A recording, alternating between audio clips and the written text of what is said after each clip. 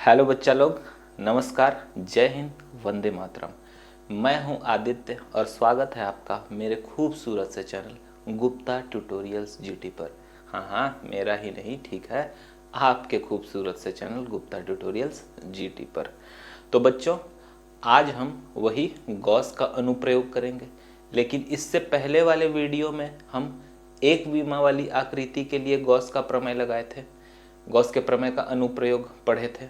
और आज हम पढ़ेंगे दो विमा वाली आकृति पे कैसे विद्युत क्षेत्र की तीव्रता निकालें with the help of Gauss theorem, मतलब गॉस प्रमेय के अनुप्रयोग से। ठीक है, तो देखिए आज स्टार्ट करते हैं। चूंकि ये दो विमा वाली आकृति होगी, और दो विमा वाली आकृति कैसी होगी, कुछ इस तरीके से, मतलब एक अनंत समतल चादर होगा और उस पे विद्युत क्षेत्र की तीव्रता ज्ञात करना है। तो ध्यान दीजिए, ये है क्या, मान लीजिए अनंत समतल चादर, जो कि पूरा क्या है, समान रूप से आवेशित है।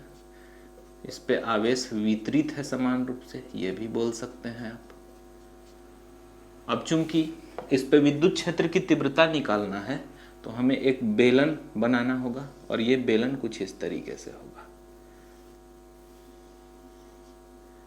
ठीक, ये बिंदु कौन सा होगा, P। ये बिंदु कितने दूरी पे, R दूरी पे, और इतने ही दूरी पे, R दूरी पर ही, मतलब जितने लंबाई का इधर है उतने ही लंबाई का इधर होगा। यहाँ से वही R दूरी पे एक बिंदु और होगा, इसको हम नाम दे देते हैं P डैश। ठीक, ये एक समान रूप से आवेशित है पूरा का पूरा। अब सवाल ये उठता है कि इस पे हम विद्युत क्षेत्र की तीव्रता निकालें कैसे, और उस पे भी गॉस का प्रमेय लगा के कैसे निकालें। तो देखिए, इस पे हम सबसे पहले क्षेत्रफल खोजेंगे। क्या खोजेंगे, क्षेत्रफल। अब क्षेत्रफल, ये बेलन है पूरा, तो बेलन देखिए कुछ इस तरीके का है।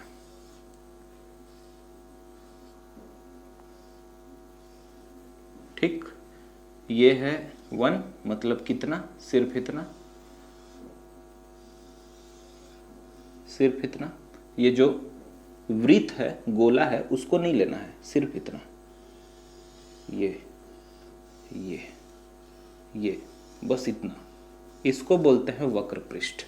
तो सबसे पहले हम वक्र पृष्ठ के लिए फ्लक्स कितना होगा ये निकालेंगे, वक्र पृष्ठ के लिए फ्लक्स कितना होगा ये निकालेंगे। और जब ये पता चल जाएगा, तो जो ये वृत्त है, ये जो वृत्त है, इसके लिए विद्युत फ्लक्स निकालेंगे। वृत्तीय भाग के लिए देखेंगे फ्लक्स कितना होगा, और लास्ट में हम फिर उसको गॉस प्रमेय से रिलेट करेंगे। तो सबसे पहला भाग है कि अगर आप सिर्फ ये वक्र पृष्ठ का फ्लक्स निकाल रहे हो, तो सबसे पहले फ्लक्स का फॉर्मूला तो लगा लो आप।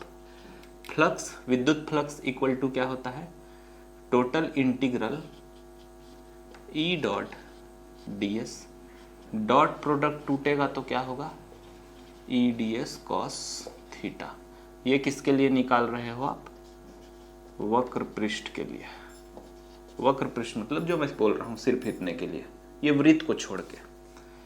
अब ध्यान दीजिए, इस पे जो विद्युत क्षेत्र होगा, देखिए मान लीजिए यहाँ मार्कर ध्यान से देखेंगे अगर आप, तो ये क्या है, ये वृत्त है, ये वृत्त है जो आपको दिख रहा है। ये है बेलन, वक्र पृष्ठ मतलब इतना, इस वृत्त को छोड़ के विद्युत क्षेत्र रेखाएं ऐसे जा रही हैं। तो बेलन का दिशा इधर, ये वक्र पृष्ठ का दिशा इधर, और विद्युत क्षेत्र का भी दिशा क्या है, इसके लंबवत। मतलब अगर लंबवत है तो थीटा कितना बन जाएगा, यहाँ total integral E ds cos 90। Reason क्या दे रहे हो कि वक्र पृष्ठ में थीटा कितना बना है बच्चों, 90 डिग्री। तो टोटल इंटीग्रल जो E ds, एकदम आराम से समझिए, देखिए एक बार और, ये क्या है, वक्र पृष्ठ, ध्यान से देखिए, ये क्या है, वक्र पृष्ठ। वक्र पृष्ठ आपके तरफ क्या है, दिशा इधर, और विद्युत क्षेत्र किधर जा रहा है, इधर। तो विद्युत क्षेत्र इधर, और इस वक्र पृष्ठ का दिशा कहाँ, इधर। तो ये कितना डिग्री बन रहा है, 90 डिग्री। देखिए ठीक है, तो इसीलिए यहाँ कितना लिया, थीटा 90 डिग्री। अगर थीटा 90 डिग्री लोगे तो थीटा 90 डिग्री का मान कितना होता है, 0। तो अगर थीटा 90 डिग्री का मान 0 हो गया तो हमारे पास ये फाई ई कितना आ जाएगा, फाई ई आ जाएगा 0 डिग्री। किसके लिए, वक्र पृष्ठ के लिए। ये पहला केस। दूसरा केस ये है, हम फ्लक्स फिर से निकालेंगे, लेकिन किसके लिए, ये वृत्तीय भाग के लिए। तो वृत्तीय भाग के लिए जब आप फ्लक्स निकालोगे तो फॉर्मूला तो वही यूज करेंगे, ई डॉट डी एस, लेकिन total integral E D S cos theta. अब यहाँ पे थीटा कितना होगा बच्चों, ध्यान दीजिए आराम से, यहाँ पे थीटा का मान होगा ये वृत्त है, इसका दिशा कहाँ है, इधर इधर, और विद्युत क्षेत्र का दिशा भी कहाँ है, इधर। तो थीटा कितना बना, समानांतर, मतलब 0 डिग्री। तो यहाँ पे थीटा कितना हो गया, 0। तो मैं कॉस कितना लिखा, 0। थीटा की वैल्यू कितनी है, 0 डिग्री।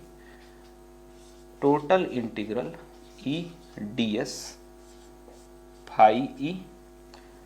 मैं मान लेता हूं कि इस बिंदु पे जो क्षेत्रफल है वो कितना है, एस है, या ए लेना चाहो तो ए ले सकते हो, ठीक है। अभी हम ये जो निकाल रहे हैं ये कौन से बिंदु के लिए है, बिंदु P के लिए। अच्छे से लिखते हैं इसको, बिंदु P के लिए, बिंदु P के लिए। तो ये बताइए फाई ई इक्वल टू, ई बाहर आ जाएगा कांस्टेंट होके, टोटल इंटीग्रल क्या हो जाएगा, ds, और टोटल इंटीग्रल ds मतलब इसका क्षेत्रफल, टोटल कितना है, a। तो फाई ई इक्वल टू, ई का ई हो गया, और टोटल इंटीग्रल ds मतलब यहाँ पे एक छोटा सा क्षेत्र लिए हो, उसका कुल क्षेत्रफल कितना हो जाएगा, a। देखिए ये जो निकला है ये कौन से बिंदु के लिए निकला है, बिंदु P के लिए। हमारे पास बिंदु P डैश भी तो है, तो पहले फिर से P डैश के लिए भी निकाल लीजिए आप। P डैश के लिए वही phi E equal to total integral E dot D S, dot product टूटेगा तो यहाँ भी क्या आएगा, थीटा 0 डिग्री, क्योंकि विद्युत क्षेत्र इधर और इसका भी दिशा कहाँ, इधर। तो थीटा कितना हो गया, 0 डिग्री। तो ये हो गया ई डी एस कॉस 0 डिग्री।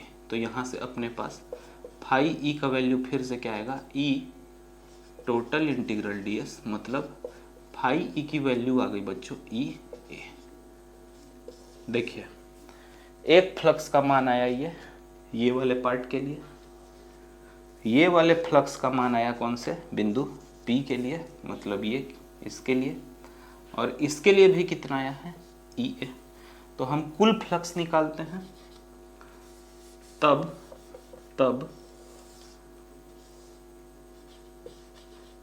ये मैं मिटा रहा हूं, अगर आपको कुछ नोट करना हो इसमें तो नोट कर सकते हो आप, ठीक है। तब कुल